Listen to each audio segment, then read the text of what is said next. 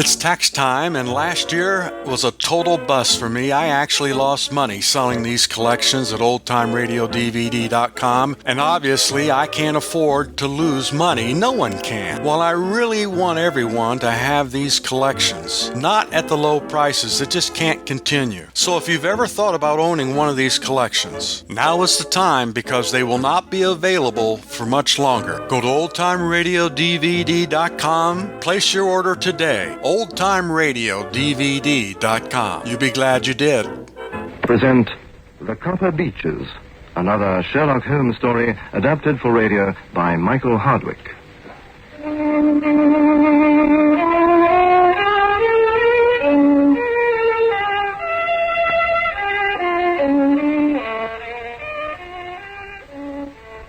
It is pleasant to me to observe, my dear Watson, that in these little records of our cases which you have been good enough to draw up, and I'm bound to say occasionally to embellish, you have given prominence to trivial incidents which have given room for those faculties of deduction and logical synthesis which I have made my own special province. And yet I gather from your tone, Holmes, that I cannot quite hold myself absolved from some charge of sensationalism. You have erred, perhaps, in attempting to color your statements, instead of confining yourself to recording that severe reasoning from cause to effect, which is the really only notable feature about the thing. Seems to me I've done you full justice. No, I'm not being conceited. If I claim full justice for my art, it is because it is an impersonal thing, a thing beyond myself. Crime is common. Logic is rare. Therefore, it is upon the logic rather than upon the crime that you should dwell. You have degraded what should have been a course of lectures into a series of tales. Well, really, Holmes. At the same time, you can hardly be charged with sensationalism. After all, a fair proportion of these cases in which you've been kind enough to interest yourself do not treat of crime at all, in its legal sense. That singular problem of the man with the twisted lip, for instance, and the incident of the noble bachelor, they were both quite outside the pale of the law. But I fear that in avoiding the sensational, you may have bordered on the trivial.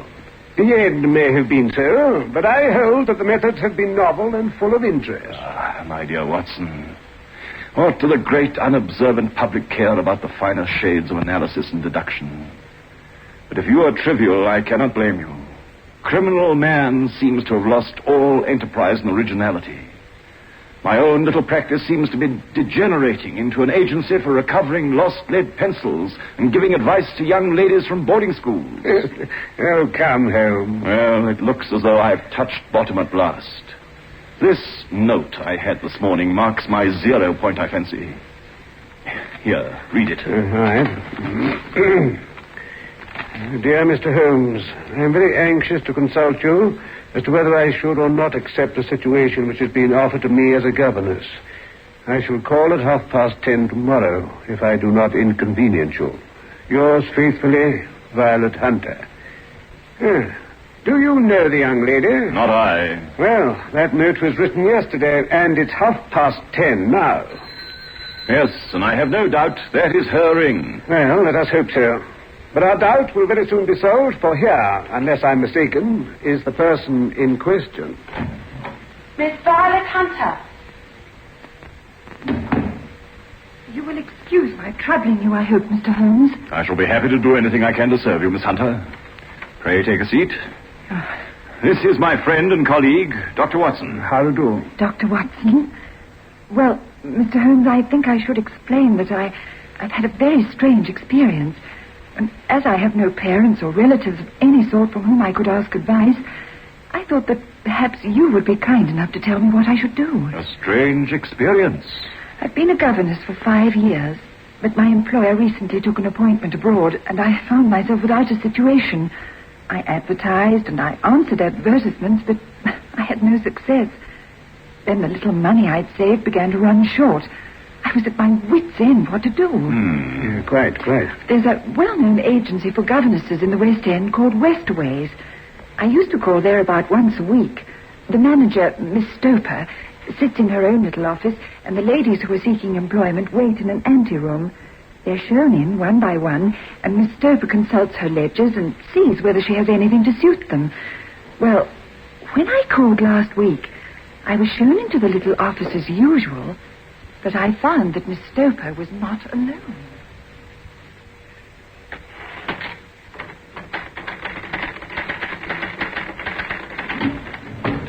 Ah, this one will do. I couldn't ask for anything better, Miss Stoper. Capital, capital. Sit down, Miss Hunter, please. This is Mr. Rucastle. Thank you. You're looking for a situation, miss? Yes, sir. As governess? Yes, sir. And what salary, do you ask? In my last place with Colonel Spence Monroe, I had £4 a month. Oh, come, sweating, rank sweating. How could anyone offer so pitiful a sum to a lady with such attractions and accomplishments? Oh, my accomplishments, sir, may be less than you imagine. A little French, a little German, music and drawing. No, this is all beside the question. The point is, have you the bearing and deportment of a lady? There it is in a nutshell. If you have not, you are not fitted for rearing of a child who may someday play a considerable part in the history of the country. But if you have, why, then how could any gentleman ask you to condescend to accept anything under 3 figures? Your salary with me, madam, would commence at £100 a year. Oh! It is also my custom to advance to my young ladies half their salary beforehand, so they may meet any little expenses of the journey and their wardrobe. May I ask where you live, sir? Hampshire, a charming rural place. The Copper Beeches, 5 miles on the far side of Winchester. It is the dearest old country house. And my duties, sir? 1 child, 1 dear little romper, just 6 years old. My sole duties, then, are to take charge of a single child? No, not the soul, my dear young lady. Your duty would be, as I am sure your good sense would suggest, to obey any little commands, provided always that they were such as a lady might with propriety obey, which I or my wife might give. Oh, your wife? Oh, I should be happy to make myself useful, of course. Quite so. We are faddy people, you know. Faddy, but kind-hearted.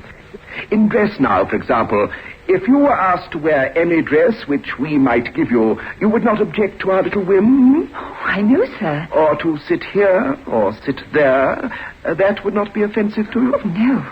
Or to cut your long hair quite short before you came to us? My hair? Oh, no, sir, not my hair. I'm afraid that's quite impossible. Well, I'm afraid it's quite essential. It is a little fancy of my wife's. And ladies' fancies, you know, madam, ladies' fancies must be consulted. So you won't cut your hair? No, sir. I really could not. Oh, very well. Then that quite settles the matter. It's a pity, because in other respects you would really have done very nicely. In that case, Miss Stoper, I'd best inspect a few more of your young ladies. Very well, Mr. Rucastle. Miss Hunter, do you desire your name to be kept upon our books? If you please. Oh, really, it seems rather useless, since you refuse the most excellent offers in this fashion. You can hardly expect us to exert ourselves to find another opening for you. Good day, Miss Hunter. Next. Come along now. Well, Mr. Holmes, when I got back to my lodgings and found little enough in the cupboard and 2 or 3 bills on the table, I began to ask myself whether I had not done a foolish thing. After all, if these people had strange fads, they were at least ready to pay for their eccentricity. Very few governesses in England are getting 100 a year. Besides, what use was my hair to me? Oh, it had been considered artistic, but many people are actually improved by wearing it short. By the day after next, I had almost overcome my pride so far as to go back to the agency when I received this letter from the gentleman himself. Miss Stoper has kindly given me your address, and I write from the Copper Beeches to ask whether you have reconsidered your decision. My wife has been much attracted by my description of you, and is very anxious that you should come.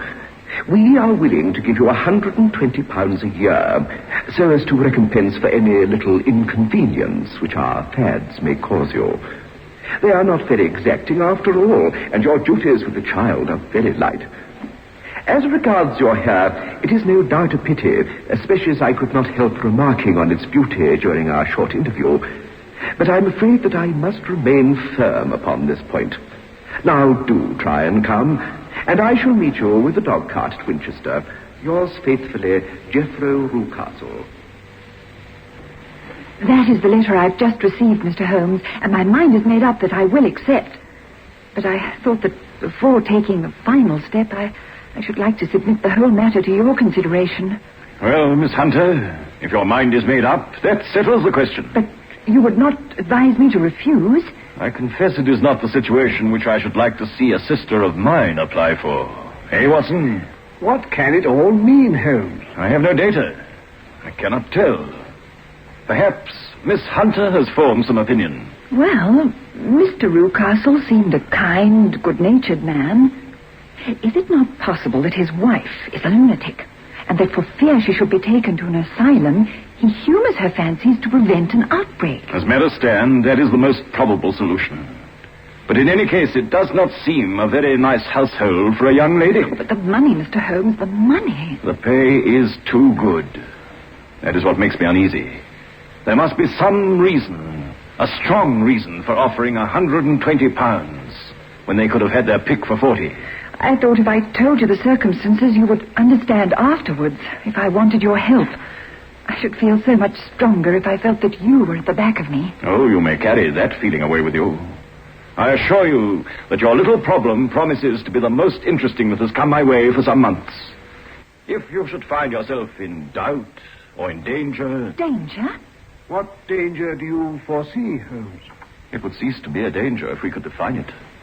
Well, now that I've spoken to you, I shall write to Mr. Rucastle, sacrifice my poor hair tonight, and start for Winchester tomorrow. And don't forget, at any time, day or night, a telegram would bring me down to your help. Watson, listen to this. Please be at Black Swan Hotel, Winchester, midday tomorrow. Do come at my wit's end, Hunter. So, it's taken her just a fortnight to find she needs my help again. I'll look up the trains at once. Will you come with me? I should wish to. Capital. Then I suggest we turn in at once. We shall need to be at our best in the morning.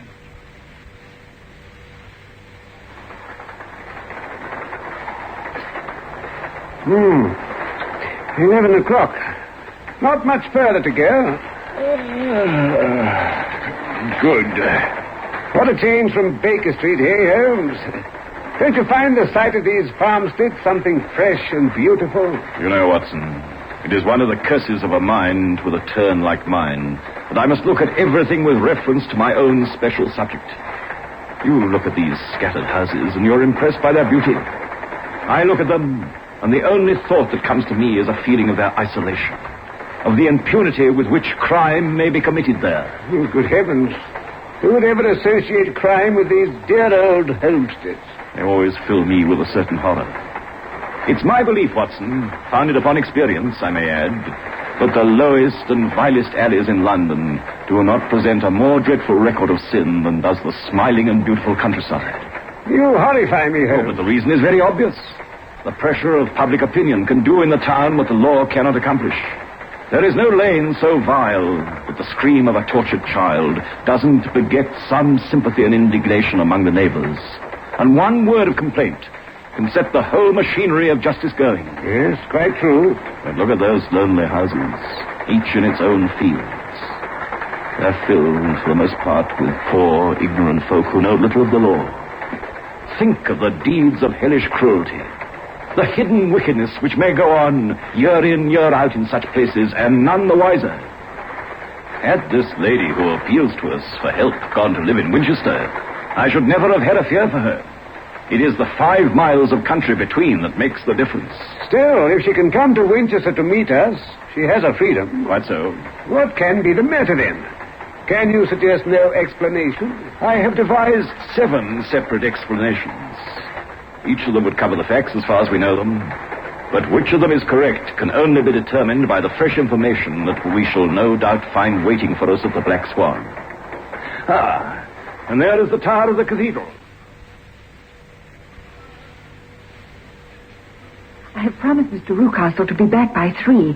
I got his leave to come into town this morning, though he little knew for what purpose. Pray let us have everything in its due order, Miss Hunter. Well, in the first place, I must say that I have met, on the whole, no actual ill treatment from Mr. and Mrs. Rucastle.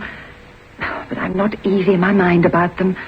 I can't understand them. What can you not understand? Their reasons for their conduct. Oh, but you shall have it just as it occurred. John, Mr. Rucastle met me here and drove me in his dog cart to Copper Beeches. I was introduced that evening to his wife and child. I gather that Mr. and Mrs. Rucastle have been married about 7 years. He was a widower, and his only child by his first wife was a daughter who is now in Philadelphia. As she couldn't have been less than 20, I can quite imagine that her position must have been uncomfortable with her father's new young wife. As for Mrs. Rucastle, I now know that there was no truth in our conjecture in your rooms at Baker Street. She is not mad. I found her to be more an entity, as colourless in mind as she is in features. Her husband's kind to her in his boisterous way, but she seems to have some secret sorrow. The one unpleasant thing about the house which struck me at once was the appearance and manner of the 2 servants, a man and his wife. Toller, as he's called, is a rough, uncouth man with a perpetual smell of drink. His wife is tall and strong and very sour. But fortunately, I spend most of my time in the nursery or in my own room. And that is the entire household? Yes. Oh, except for Carlo. Carlo? Mr. Rucastle introduced me to him on my first evening there.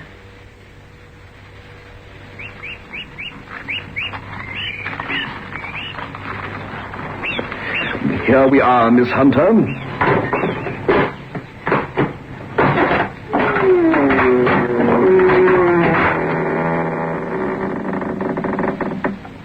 Can you see him? Oh. Don't be frightened. It's only Carlo, my mastiff. I call him mine, but really old Toller is the only one who can do anything with him. Down, Carlo! Down, you brute! Get down! We feed him once a day, and not too much then, so he's always keen as mustard. Toller lets him loose every night, and heaven help the trespasser he lays his fangs into.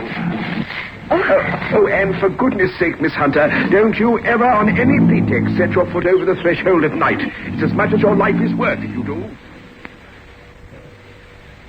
A very direct warning, and no idle one, I fancy. But pray, Miss Hunter, continue your narrative. For 2 days after my arrival, my life was very quiet. On the 3rd, Mrs. Rucastle came down just after breakfast and whispered in her husband's ear. Yes, to be sure. Miss Hunter, my wife reminds me to say how much we are obliged to you for falling in with our whims so far as to cut your hair. And the effect is charming, my dear. It is nice of you to say so. I assure you it has not detracted in the tiniest iota from your appearance. And now we shall see how a change of dress will become you. If you will kindly go up to your room, you will find one laid out ready on your bed. It belongs to my dear daughter Alice, who's now in Philadelphia. It should fit you very well. Charming. Simply charming. Might have been made to measure, eh, my dear? A perfect fit. I was surprised how well it suited me. Perfect.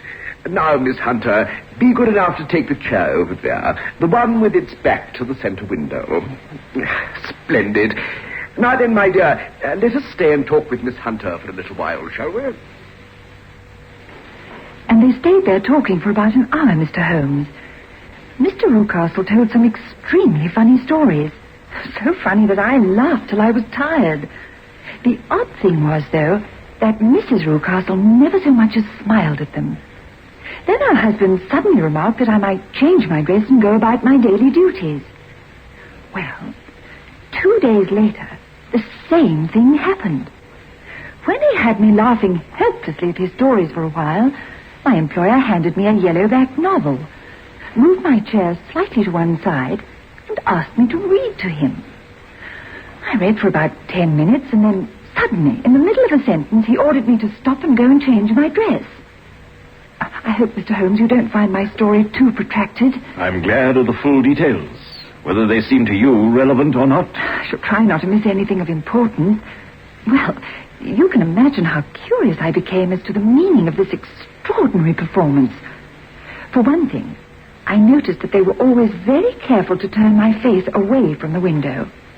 I became consumed with the desire to see what was going on behind my back. Then a happy thought seized me. My hand mirror had been broken, and I concealed a little of the glass in my handkerchief. On the next occasion, in the midst of the laughter, I put my handkerchief up to my eyes and was able, with a little management, to see all that was behind me. And what was that? There was a man standing outside in the Southampton Road. He was small and he had a beard. There were several others, but this one appeared to be looking earnestly in my direction. However, when I lowered my handkerchief, I found Mrs. Rucastle's eyes also fixed on me. She said nothing, but I'm convinced that she knew I had a mirror in my hand. She rose at once. Jethro, my dear, there is an impertinent fellow out on the road who is staring up at Miss Hunter. Really? A friend of Miss Hunter's, no doubt. I know no one in these parts, sir. Dear me, how very impertinent, then. Kindly turn round and wave him away, like that. Oh, surely it would be better to take no notice. No. We should have him loitering here always. Exactly. Kindly turn round, Miss Hunter, and motion him to go away. Very well, sir. Is that all you have to tell us, Miss Hunter? Almost all, Mr. Holmes. Only now I must tell you of the final experience which made my mind up to telegraph you. I had noticed that one wing of the Copper Beeches appeared to be quite uninhabited. When I mentioned this to Mr. Rucastle, he told me rather abruptly that his hobby is photography and that he keeps his darkroom and things there. Well, call it curiosity or woman's instinct, but from that moment I sensed that there was something about that suite of rooms that I was not to know. As a result, when I saw Toller come out of that wing yesterday and forget to take the key out of the door, I slipped in quickly. I found a little passage with 3 doors in a line. 2 of them were open. The center one was closed and sealed with an iron bar and padlock. As I stood there, I suddenly saw a shadow pass backwards and forwards against the little slit of dim light from under the door. There was somebody inside. My nerves failed me suddenly. Without reasoning, I turned and ran straight into the arms of Mr. Rucastle. Ah, so it was you then. I thought it must be when I saw the door open. I'm so frightened. And what has frightened you, my dear young lady? It's so dreadfully still in here. It's so lonely and eerie. Only that. Why? What did you think? Why do you imagine I locked the door to this wing? I'm sure I don't know, sir. It's to keep people out who have no business here. Do you see now? I'm sure if I had known, Well, you know now. And if you ever put your foot over that threshold again, I'll throw you to the mastiff. Remember that, miss. After that, I suppose I could have fled the house, but I must confess my curiosity remained as strong as my fears. By the time I had sent you a wire, Mr. Holmes, I felt much easier. I had no difficulty getting leave to come here this morning, but I must get back by 3. Mr. and Mrs. Rucastle are going on a visit early this evening, and I have to look after the child. That is well. What about Toller and his wife? I heard his wife tell Mrs. Rucastle he'd drunk himself into incapability. She can do nothing with him. Capital. Now, is there a cellar with a good strong lock? Yes, the wine cellar. You seem to have acted all through this matter like a brave and sensible girl, Miss Hunter. Do you think you could perform one more feat? I will try. Dr. Watson and I will be at the Copper Beeches by 7 o'clock. The Rucastles will be out by then? Yes. And Toller should still be incapable. There only remains Mrs. Toller. If you could send her into the cellar on some errand, and then turn the key on her, you would facilitate matters immensely. I will do it. Excellent. Now, Watson. Yes, Holmes. I trust you have your revolver. There is only one feasible explanation for this business, and it is clear that we are dealing with a cunning man. I have it. Then, Miss Hunter, we shall meet you at the Copper Beeches at 7 o'clock. You've managed it? Yes. That's Mrs. Toller thumping to be let out. Toller is snoring on the kitchen rug. Here are his keys. Well done. Now, lead the way, and we shall soon see the end of this black business.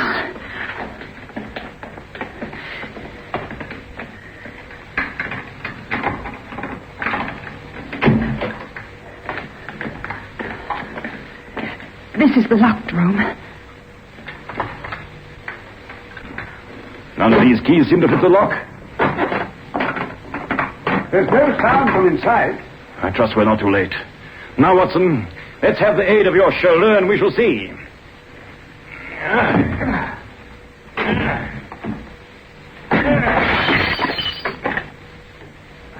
There's no one here. Yes, Beauty has guessed Miss Hunter's intentions and carried his victim off. But how? Through that skylight. We shall soon see how he managed it. Yes, I can see the end of a ladder against the eaves. But why should he need to? I tell you, he is a clever and dangerous man. Holmes, someone's coming. I think, Watson, it'll be as well for you to have your pistol ready. No, I've caught you, have I? Villain, where's your daughter? It's for me to ask you that, you thieves, spies and thieves. Thieves? But you're in my power. I'll serve you. He's gone for the dog. I have my revolver. We'd better get downstairs and close the door.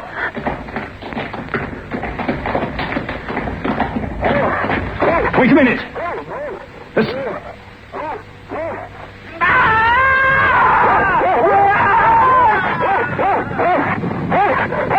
Great heaven!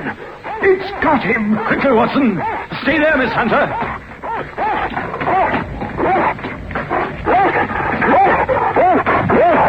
They're in there. Right. Let me pass.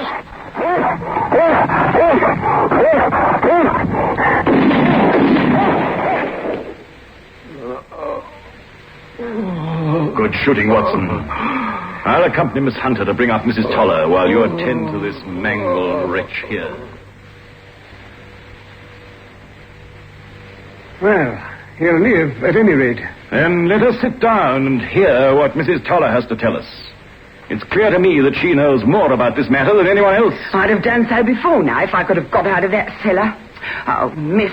Oh, it's a pity I didn't know what you was planning. I could have told you were wasting your time. How could I know? Pray, Mrs. Toller, let us hear it.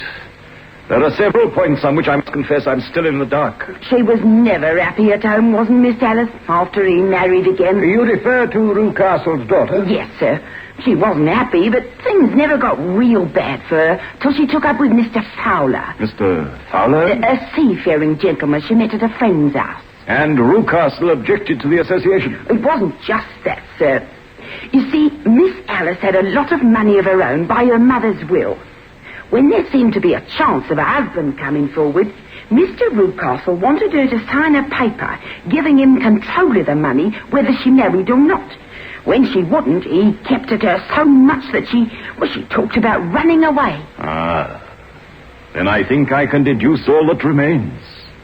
Now, Rucastle, I presume, took to this system of imprisonment. Yes, sir. Do you mean that Alice never went to Philadelphia? That Mr. Rucastle kept her locked in that room? And had the ingenious idea of bringing you down from London to impersonate her. To give the watching Mr. Fowler the impression that she no longer wished to encourage him. The laughter on these occasions was to convey the appearance that she remained in good spirits and was under no compulsion of restraint. That's just it, sir. Incredible. So now you see, Miss Hunter, what manner of role you have been playing. Oh, I can scarcely believe it. But then, where is Alice now? No doubt Mrs. Toller can enlighten us again. I presume, however, that Mr. Fowler, being as persevering as a good seaman should be, succeeded by certain arguments, metallic or otherwise, in convincing that lady that her interests were the same as his. Mr. Fowler was a very kind-spoken, free-handed gentleman. Precisely. And in this way he managed that your good man should have no want of drink, and that a ladder should be ready at the moment when your master had gone out. That's just as it happened, sir. But, unfortunately for himself, as it transpired, Rucastle suspected something and came back. Like us, he was too late for his daughter. As for what happened instead... Hierdie briewe word Pretoria toegestuur. Dus here comes a lady I presume to be Mrs. Rucastle, with what I take to be the country surgeon. Locus standi now is rather a questionable one.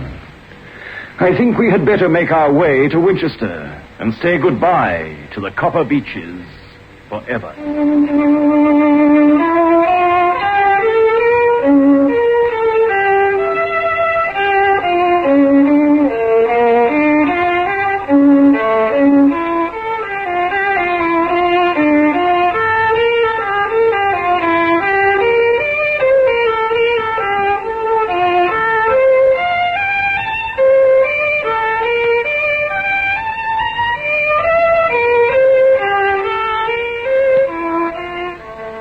That was The Copper Beeches, another dramatized Sherlock Holmes story. As Sherlock Holmes and Dr. Watson, you heard Robert Langford and Kenneth Baker. Others in the cast were Sheila Holliday, Fiona Fraser, John Hayter, and Elaine Lee, with production by Adrian Steed.